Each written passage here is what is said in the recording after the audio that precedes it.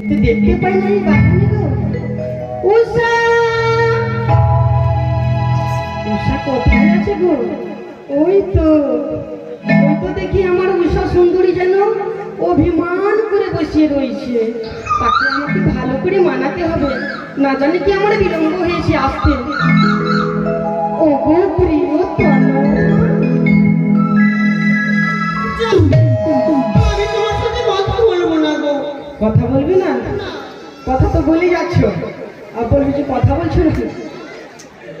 আমি কথা বলেছি, এই শোনো, একবারই বলেছি, আর বলবো না।